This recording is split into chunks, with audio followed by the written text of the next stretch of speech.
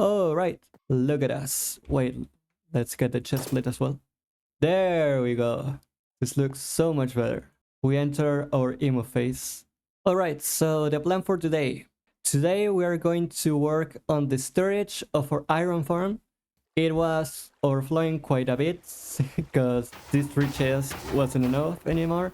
So I did make some kind of provisionary storage system over here. This part leads to the bone mill, and this is all the iron. Which the chest might be empty right now, but that's because I've been placing this over here. So this is something that we really need. Let me get a beacon set up in here, and let's start making the storage. Another project we have to add to our to-do list soon is a wither school farm, because really I just have 2 beacons and I've been moving them around over and over again. I knew I wasn't building it right because I wasn't paying attention, but I think it needs just one more row of blocks over here, and that's it. There we go. Phase 2. And we're ready to mine this place out.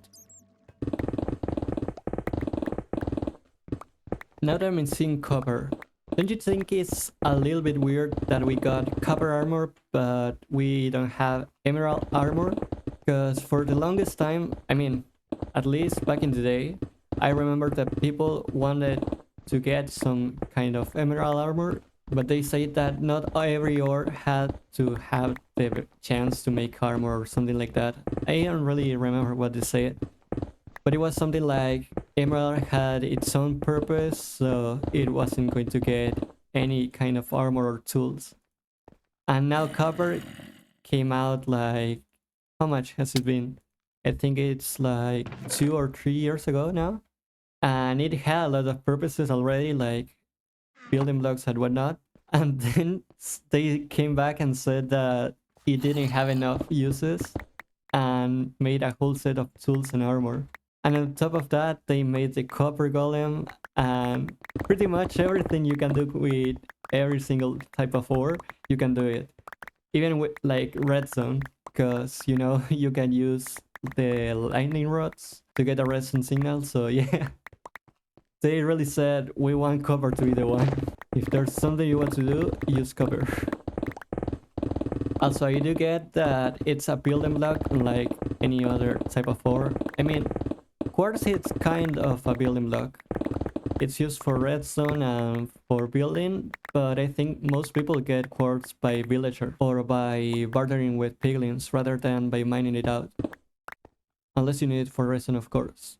But yeah, they said it wasn't abundant enough to make buildings, so they made a whole structure built out of it. They made the ore veins, which I don't mind, I like them. When I'm saying ore veins, I mean like those big veins that extend like a whole area, not just those ones I'm mining right now. But yeah, they did all that, and on top of that, you can use fortune on it, and it multiplies almost like lapis lazuli. And if you use a stone cutter, you can even duplicate or, I don't know, multiply it by 4. I think part of the whole thing, like we wanted emerald armor and we got copper armor years later and all that, it's like part of playing a game that has so many years in the world. Because usually most games like die out in a few years or so. There are some that live for a long period of time, of course, don't get me wrong, but Minecraft is like, I think 16 or 17 years this year, I don't know. But it's been having a long life for a video game. So yeah, of course, it's normal and natural that some decisions change over time. But it's crazy to think that such changes like this did happen. And when I say changes, I mean designing changes, not like the game changed completely or something like that. Because that's also I've been hearing a lot recently in the latest couple of years. Like people complaining that the old Minecraft used to be better, now it's too modern or something like that. Yeah, I do get it, because we have a lot of updates, so it's okay if you're a returning player, finding everything there is now. It does feel kind of like a mod, but that's part of update in one game. I'm trying to think on some kind of example for this, and I want it to be like a cooking example, because I think that's the best way to illustrate it, but let me think just for a second. I did think about something. It's not exactly the same, but something similar. Imagine you make a chocolate cake. Let's say you use some kind of branded ingredients and make the cake. It is a chocolate cake. Now let's say you use a different type of brand for the ingredients and you still make the cake. It will still be a chocolate cake, and it might be a little different or maybe extremely different depending on the brand, but it's still a chocolate cake. And same with the updates, if you think about it. It's kind of abstract, but yeah, you use different ingredients, not different brands in this case, but different type of ingredients or spices or whatever you want to call them. And it does make the game feel different, but it's still the same game. Changing topics, I have to make sure I don't break this pickaxe now that I upgraded to netherite, because it has happened already that I broke the pickaxe I was using. So you gotta netherite to be to be fair. So if it breaks, it's a full loop. Let's see. I think this is big enough, but I want to go two or three blocks more. I have to take down this pillar now, and those are there. Also these ones, I know how we'll take them down. I mean, I could just pillar up, but I think there's a more fun way to do it.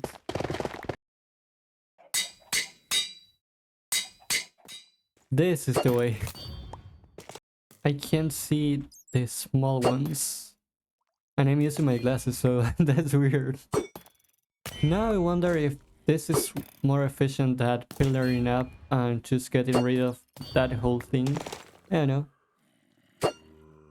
Don't you ever feel like whenever you use haste and you dig out a big area, it isn't enough? Maybe if you're making a perimeter, then you'll have enough of it, but by making rooms like this, I don't know, I just feel like I want to keep mining. Okay, so now I know why I want to keep mining, because now it's the hard part. Not really hard, but the part I do struggle with, which is making the building itself. And for that, I will need to open my creative work, because I already forgot where the entrance is and all that. Thanks goodness I wanted to keep mining, because I'm like 4 blocks short. I need to keep going. And now I went way over. I think up until here it's enough. I should count the blocks, to be honest, but I won't do it. I'll figure it out later. And if I did mess up and I do have to keep going, then you will see a cut or something, and you will see that that part is dug out as well. I forgot to bring the terracotta, so let's go for that.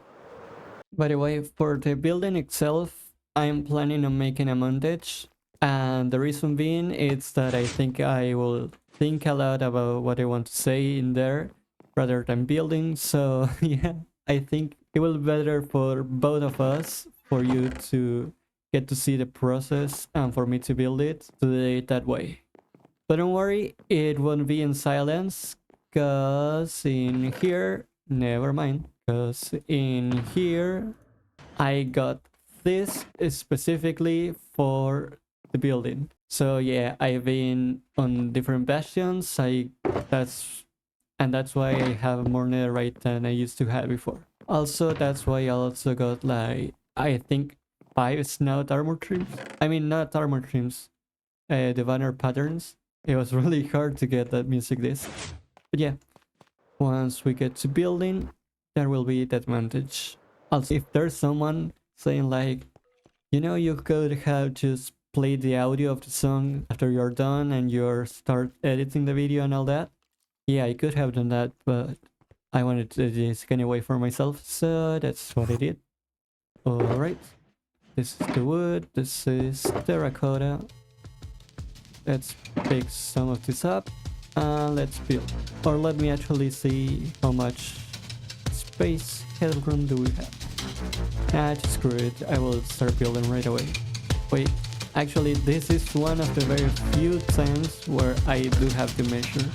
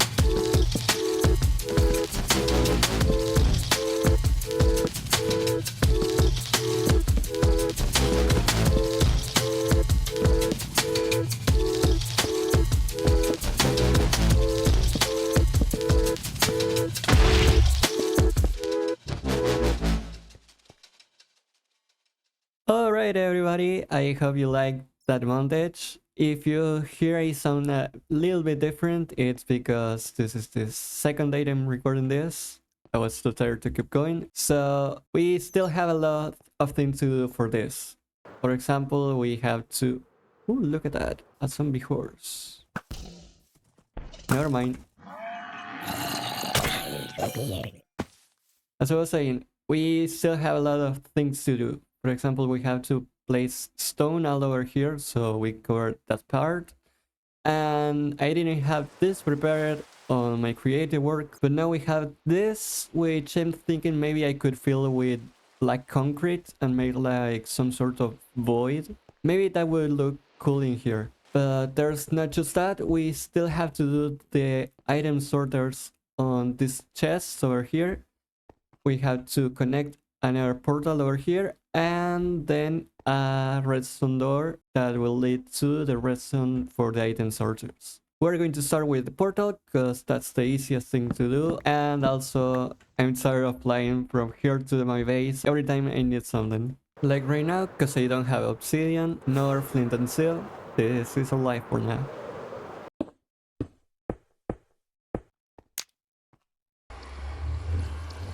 Let me get the coordinates in the nether. Okay, we will need some blocks. I thought it was to this side. Don't worry about this ugly box. It won't be staying like here for too long. Trust me, this really won't stay like this. But it works. Perfect. Now we have fast travel from our base to here. Now we should make a door over here, though I'm sorry to disappoint you that I plan almost everything for this build except for this door. So yeah, I think I can make it. I can't make it in this episode because I need some honey blocks and I don't have any. Now let's try to build the item sorters. So it won't be every single of them, and it will be more like me showing off one in camera and then the rest on my own. Alright, most of you already know how to make an item sorter, but I will explain for those who are new or need a little bit of a refresher. So we have chests over here. We'll place hoppers on every single one of them facing to the chest, of course. Now we will go above the chest and place a line of temporary blocks and hoppers facing to those blocks.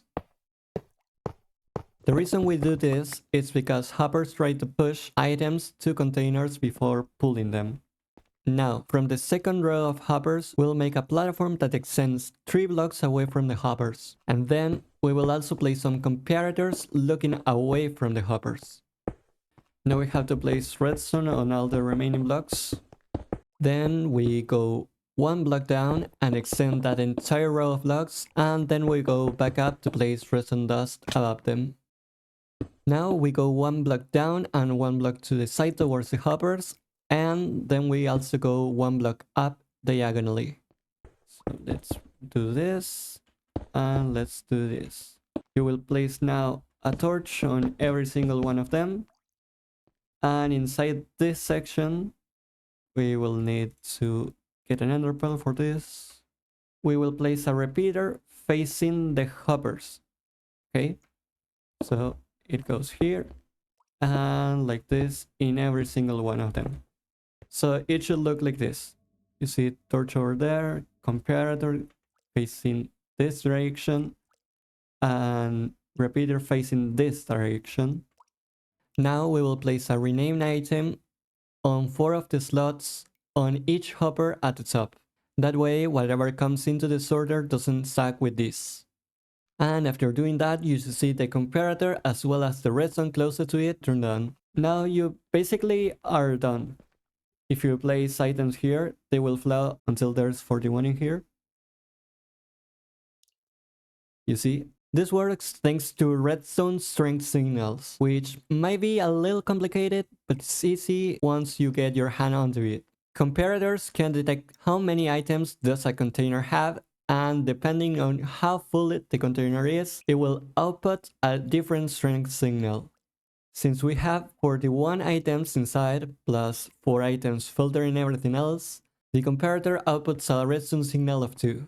As soon as another item gets inside of it, the signal strength will change to 3, which will turn on the repeater below, that will also turn off the redstone torch, unlocking these 2 hoppers, allowing items to flow through. I'm showing this with redstone inside, but in reality, this whole row of chests will have flowers in them. Well, eventually, I want these 2 to have flowers, these 2 to have bone meal, and these 2 to have bone blocks. This row of chests will have all iron ingots, and this row of chests will have all iron blocks. So this one will be like the bulk storage in case this fills up, which I don't think they will fill up too quickly. The iron farm is good, but I don't think it will fill like at least in 1 or 2 months. Also, I'm sorry I'm a little bit of tracks in here, but when I built this in creative, I was using night vision, so I didn't see the problem here. But I don't like the shadows over here and over here. Maybe I will add some lighting over here and see if this helps. Okay, now I will do the item sorters for the rest of the chests. Alright, I'm done with the item sorters. Each one is filled with the filter and everything. Now it comes the tricky part of transporting the items from the item farm to here, which is something I might do also off camera because I have to set up a lot of coordinates, like how do I want to make the paths and how to transport them through all of this. So yeah, I will need a little bit of patience and focus to do that. But once we are done with that, I will jump right to the next project, which is the very same thing I've been teasing since the last episode. So let's get done with that. Okay, now that I made the path, I can talk a little more. And this is it. It was just a straight line, thankfully. Now we get our ice, place water, and where it stops, we add this, and ice again. And we'll repeat this process all the way. If we take a look now, items should be coming right now. There we go. And now every chest should have at least a little bit of everything. Now let me get the final touches here and I'll meet you in the Nether where we're going to start our next project. Alright everybody, we're here at last. Now the thing we have to do is go to the roof of the Nether. And for that I prepare some scaffolding and ender pearls and everything we need. If you don't know how to go to the roof of the Nether, don't worry, I will teach you how. Alright, once we are near the bedrock, we need to find a hole that's really at the very top of it. So it should be 128. We're 124, 25, 26, 27, 28. This is the one. But we can't access there. So we are trying to find another way or another hole. Okay, I found it. So we are going to place a ladder, get on the ladder, and throw an ender pearl. And as easy as that, we are at the top of the roof. Alright, now let's make a portal, because otherwise we can't go back down. We place slabs on top of it, so nothing can spawn on top, because nothing can spawn on bedrock, but they can spawn on any other block. You may be asking, what are we doing here? And some of you may be thinking that we're going to build a gold farm or something like that. Well, nope. The reason we are here is because we have to fly really far away to these coordinates over here. And I'm so happy that I made this portal because I forgot to bring food. Alright, now we're ready to go. As soon as I equip my elytra, of course. Not gonna lie, this is taking way longer than expected. Alright, we're more or less where we should be. And now we can make a new portal.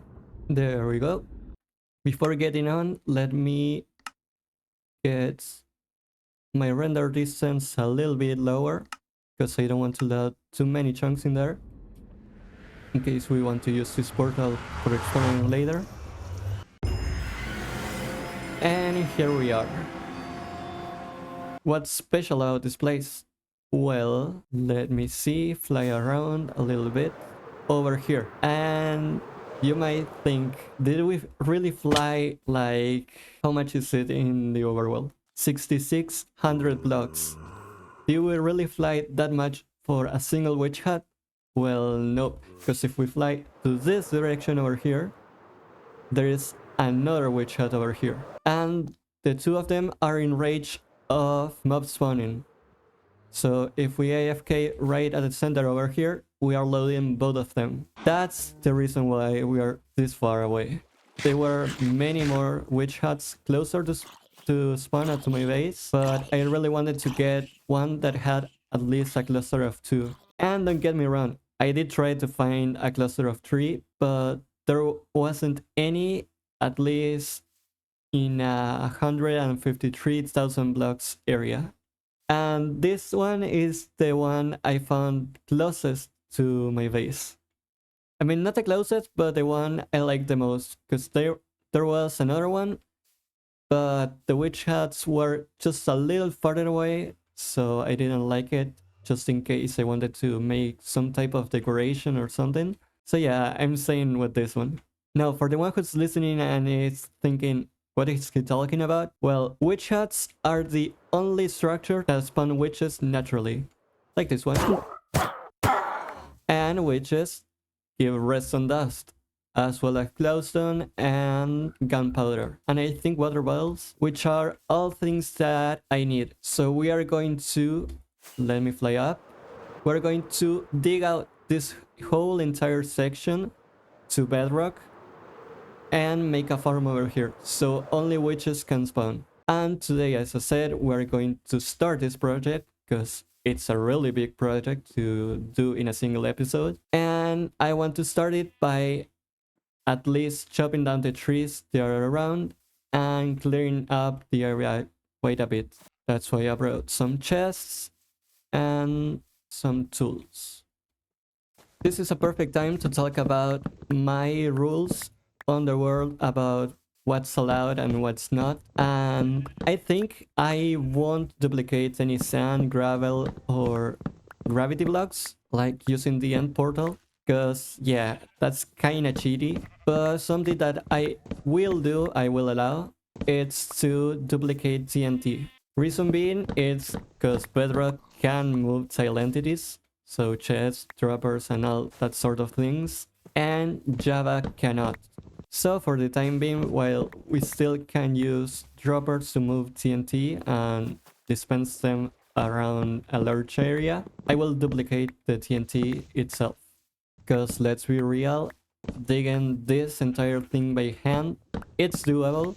I've seen a lot of people do it already, but I have dug out a perimeter before, and it wasn't a really fun job to do. The only fun thing was the mindless mining, which I might mine 64 layers, like from here to where the deep slate starts spawning. But mining deep slate that can't be insta-mined, no, I won't do that.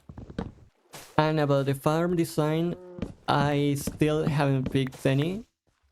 I think I will do the old school one, the one where the floor shifts and the witches fall down, because I think that's the one that looks best for me in terms of, well, looks. Maybe it's not the most efficient anymore, but I still like it. Also, it's fairly common to see people building other types of farms on the perimeter where you build the witch hut, which fine makes sense because it's a really big area, you have nothing in it, so it's really free real estate for you to build anything. But I think I will leave it empty just so the farm is more efficient. And the fact that I won't build anything else other than the farm here doesn't mean that I won't decorate this place, like make it pretty and whatnot. Because I think that's one of the coolest things you can do with a perimeter, which is making a cool design on the floor and the walls and all that. So if you have any recommendation of a design you want me to do, like a symbol or whatever, just let me know. Because I still haven't decided fully what do I want to do with the floor. I still don't have a floor to begin with, so it doesn't make sense to start thinking about it for me right now. But yeah, let me know if you want me to do something specific in here. Only thing I'm hoping now is that I have enough rockets to come back home. Can't believe it's a full iron zombie. I haven't seen one in a while. I feel sad from killing him because they're rare. He's bulky too, so it's even more rare. I'm sorry. Alright, I think I will cut these last few trees and we will wrap up the episode. Alright, this should give you a little bit of sense of how big will this be. Of course, I need to cut this side and that side or there, because right now it looks like a rectangle, but it should be like a square. So there we have it. Now, thank you for watching this episode. I really appreciate you're here, and I hope you also like this new project we'll start from now on. Hope you have a nice week, and I'll see you in the next one. Bye bye!